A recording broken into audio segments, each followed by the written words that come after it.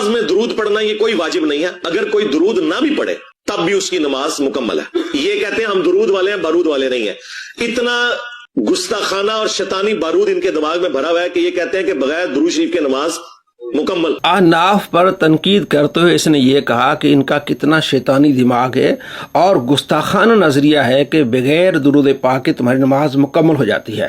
کہتے ہیں گستاخانہ عقیدہ ہے اور شیطانی دماغ ہے ان کے اندر، نعوذ باللہ من ذالک۔ یہ نبی صلی اللہ تعالیٰ علیہ وآلہ وسلم کی تعلیم ہے کہ جو نماز میں تشہد پڑھ لے اس کی نماز مکمل ہو جاتی ہے، آگے چاہے پڑھتا رہے لیکن تشہد پڑھنے کے ساتھ اس کی نماز مکمل ہو جاتی ہے۔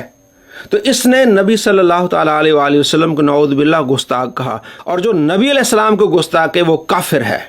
یہ حدیث آپ کے سامنے ہے، ابو داؤد میں 970 نمبر حدیث ہے۔ قاسم کہتے ہیں کہ علقمہ نے میرا ہاتھ پکڑ کے مجھے تعلیم دی، کہ عبداللہ بن مسعود نے میرا ہاتھ پکڑ کے مجھے تعلیم دی۔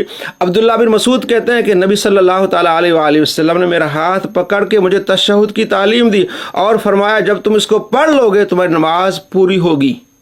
تشہد پڑھنے کے ساتھ تم نے اپنی نماز مکمل کر لی، چاہے بیٹھے رہو چاہے اٹھ جاؤ، یعنی مزید پڑھتے رہو تمہاری مرضی ہے اور اٹھ جاؤ تمہاری مرضی ہے۔ تو یہی آپ صلی اللہ تعالیٰ علیہ وآلہ وسلم نے مسئلہ سکھایا کہ تشہد پڑھنے کے ساتھ نماز مکمل ہو جاتی ہے۔ ہم اسی کو مانتے ہیں کہ تشہد پڑھنے کے ساتھ نماز مکمل ہو جاتی ہے۔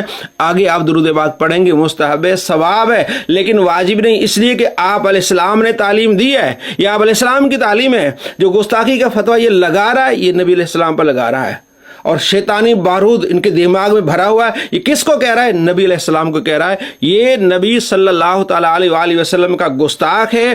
جو شخص نبی صلی اللہ تعالیٰ علیہ وآلہ وسلم کو گستاخ کہے وہ کافر ہے، کافر ہے، کافر ہے۔